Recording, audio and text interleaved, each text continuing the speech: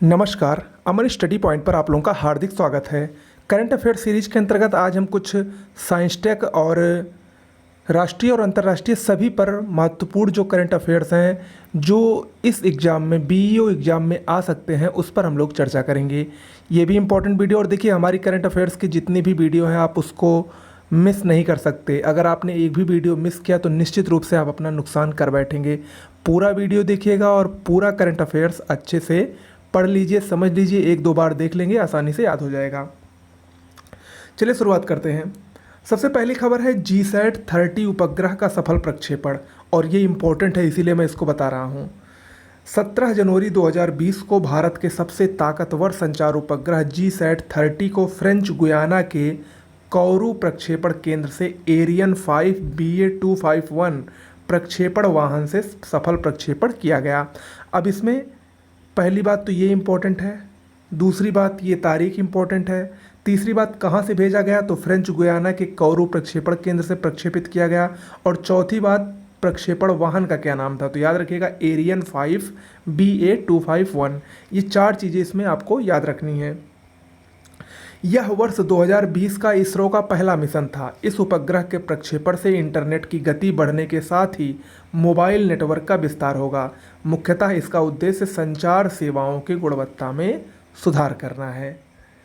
3,357 kilogram वजनी GSAT 30 उपग्रह का कार्यकाल 15 वर्ष है। इंपॉर्टेंट है, यह उपग्रह इनसैट 4A का स्थान लेगा।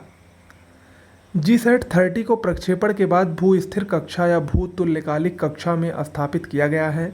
यह उपग्रह खाड़ी देशों के साथ साथ अधिकांश एशियाई देशों एवं ऑस्ट्रेलिया में संचार सेवाएं प्रदान करने में सक्षम है। तो ये याद रखिएगा जीसैट 30 उपग्रह। इसके बाद आगे बढ़ते हैं। दूसरा जो है ये भी साइंस टेक से ही संबंधित है। इसरो द्वारा रिसैट 2BR1 सहित 9 अन्य विदेशी उपग्रहों का सफल प्रक्षेपण हुआ, और ये पिछले साल हुआ था लेकिन इम्पॉर्टेंट है। भारतीय अंतरिक्ष अनुसंधान संगठन यानी इसरो ने 11 दिसंबर 2019 को PSLV की 50वीं उड़ान के अंतर्गत PSLV C48 द्वारा 9 अन्य विदेशी उपग्रहों सहित रिसैट 2BR1 उपग्रह को सतीश धवन अंतरिक्ष केंद्र श्रीहरिकोटा से सफलतापूर्वक प्रक्षेपित किया। देखिए इसमें भी कुछ चीज़ें आपको याद रखनी है, जैसे PSLV की चौथी उड़ान थी 50वीं, कौन सा वाहन था PSLV C48, और उपग्रह का नाम क्या था रिसैट 2BR1, और उसके साथ कितने विदेशी उपग्रह थे 9। प्रक्षेपण के लगभग 16 मिनट बाद ही 628 किलोग्राम वजनी इस radar imaging earth observation satellite को 576 किलोमीटर की ऊंचाई पर उसकी निर्धारित कक्षा में स्थापित किया गया। 9 अन्य विदेशी उपग्रहों को भी PSLV C48 की इस उड़ान द्वारा उनकी निर्दिष्ट कक्षाओं में स्थापित किया गया। इसमें 6 उपग्रह अमेरिका के यानी अमेरिका के और एक उपग्रह इजराइल, इटली व जापान के थे। इनका प्रक्षेपण न्यू स्पेस इंडिया लिमिटेड के साथ वाणिज्यिक अनुबंध के अंतर्गत किया गया। ओके, तो ये 2 उपग्रहों का प्रक्षेपण हुआ, एक तो जीसैट 30 और ये रिसैट 2BR1। ये दोनों में से कोई एक परीक्षा में पूछा जा सकता है, इम्पोर्टेंट है, ठीक है। इसके बाद आगे बढ़ते हैं, सुशासन सूचकांक की तरफ चलते हैं। सुशासन सूचकांक 25 दिसंबर 2019 को केंद्र सरकार द्वारा जारी किया गया। देखिए 25 दिसंबर को अटल जी के जन्मदिवस के अवसर पर सुशासन दिवस के रूप में भारत सरकार द्वारा मनाया जाता है, और उसी अवसर पर सुशासन सूचकांक भी जारी किया गया। और इसमें 3 समूहों में बड़े राज्य, केंद्र शासित प्रदेश और उत्तर पूर्व और पहाड़ी राज्यों की रैंकिंग अलग अलग की गई है। अगर हम बात करें बड़े राज्यों में, तो बड़े राज्यों में नंबर 1 पर तमिलनाडु है, यानी तमिलनाडु में सब कुछ सुशासन अच्छे तरीके से चल रहा है, यानी शासन वहाँ का सबसे बेहतर है बड़े राज्यों में। दूसरे नंबर पर महाराष्ट्र है, और यहीं पर देख लीजिए बड़े राज्यों में सबसे अंतिम स्थान पर कौन है, झारखंड है। अब बात करते हैं इसकी दूसरी कैटेगरी की। उत्तर पूर्व और पहाड़ी राज्यों में हिमाचल प्रदेश का पहला स्थान है और दूसरा स्थान उत्तराखंड का है, जबकि केंद्र शासित प्रदेशों में सबसे अच्छे सुशासन कहाँ पर है, पुडुचेरी में है। ओके, तो ये याद रखिएगा, ये भी इंपॉर्टेंट है, ये भी परीक्षा में आ सकता है। आगे बढ़ते हैं। अगला जो करंट अफेयर्स है वो है अटल भूजल योजना। ये भी इंपॉर्टेंट है। उसी समय जिस दिन सुशासन सूचकांक जारी हुआ था उसी 25 दिसंबर 2019 से अटल भूजल योजना शुरू की गई है।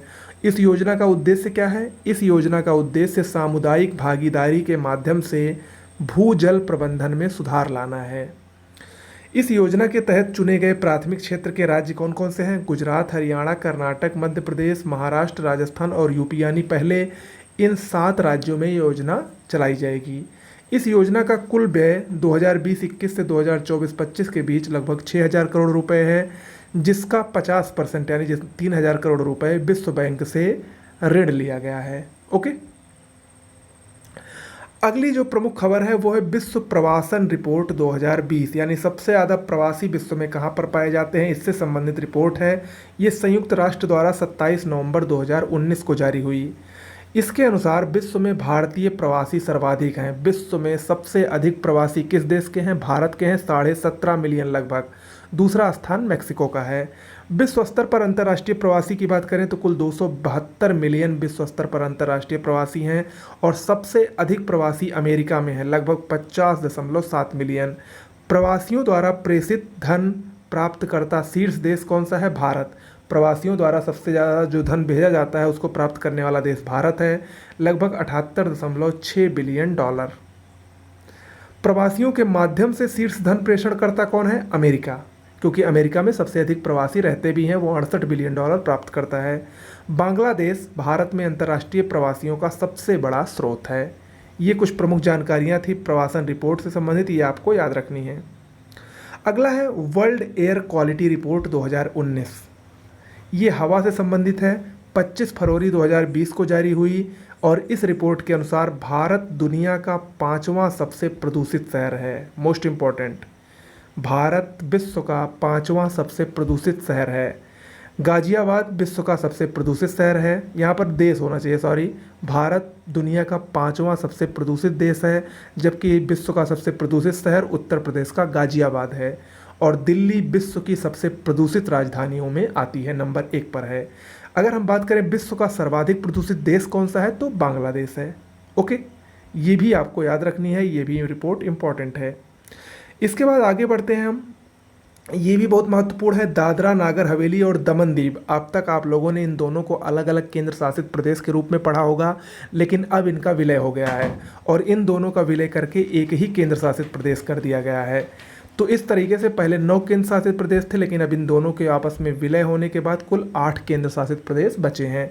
और इन दोनों के विलय से जो नया नाम हुआ है वो क्या है? दादरा एवं नागर हवेली, दमन एवं दीव। ठीक है, और इन दोनों को मिलाकर कुल 3 जिले होंगे और 2 लोकसभा सीटें इसमें होंगी। ठीक है, चलिए आगे बढ़ते हैं। एक और बहुत ही प्रसिद्ध, बहुत ही इम्पोर्टेंट जो खबर हुई है हाल ही के दिनों में, वो है वंदे भारत मिशन और ऑपरेशन समुद्र सेतु। इसके बारे में जानते हैं। देखिए, भारत ने मई 2020 में वंदे भारत मिशन की घोषणा की। इस मिशन का उद्देश्य कोरोना वायरस के मद्देनज़र दुनिया में लगे लॉकडाउन में फंसे हजारों भारतीय नागरिकों को 64 उड़ानों के माध्यम से 7 मई से 13 मई 2020 के बीच वापस भारत लाया गया। वंदे भारत मिशन सबसे पहले देखते हैं। वंदे भारत मिशन के अंतर्गत 15,000 भारतीयों को वायु मार्ग से भारत लाया गया। ये 15,000 भारतीय दुनिया के अलग अलग देशों में फंसे थे। भारत द्वारा इस दौरान 7 मई और 13 मई के बीच संयुक्त अरब अमीरात के लिए 10 उड़ानें, अमेरिका और ब्रिटेन के लिए 7 उड़ानें, सऊदी अरब के लिए 5 उड़ानें, सिंगापुर के लिए 5 उड़ानें, कतर के लिए 2 उड़ानों का संचालन किया गया। इसी दौरान भारत, मलेशिया और बांग्लादेश के लिए 7 उड़ानें, कुवैत और फिलीपींस के लिए 5 उड़ानें और ओमान और बहरीन के लिए 2 उड़ानें संचालित की गईं। और वहाँ जो विदेशों में भारतीय फंसे थे उनको इस कोरोना काल में सुरक्षित घर वापस लाया गया। किसके जरिए? वंदे भारत मिशन के जरिए। आगे ऑपरेशन समुद्र सेतु क्या है? हवाई सेवा के अलावा भारतीय नौसेना द्वारा भारतीय नागरिकों की भारत वापसी के लिए ऑपरेशन समुद्र सेतु भी शुरू किया गया। भारतीय नौसेना के जहाज जलाश्व और मगर मौजूदा वक्त में जो माले के जलपोत के रास्ते में है, 8 मई 2020 से भारतीयों को समुद्र के रास्ते वापस लाने की शुरुआत की। पहली यात्रा के दौरान कुल 1000 लोगों को सामाजिक दूरी संबंधी नियमों का पालन करने के साथ साथ सुरक्षित भारत वापस लाया जाएगा। इस दौरान जहाज पर सामाजिक दूरी के नियमों का पालन किया जाएगा, यानी सोशल डिस्टेंसिंग। इस ऑपरेशन का संचालन रक्षा मंत्रालय, विदेश मंत्रालय, स्वास्थ्य मंत्रालय और केंद्र और राज्य सरकार की अन्य एजेंसियों के समन्वय से किया जा रहा है। तो ये ऑपरेशन समुद्र सेतु और वंदे भारत मिशन भी इंपॉर्टेंट है, परीक्षा में आ सकता है। ठीक है, तो आज के लिए इतना ही रखते हैं। कैसा लगा वीडियो जरूर बताइएगा। नमस्कार।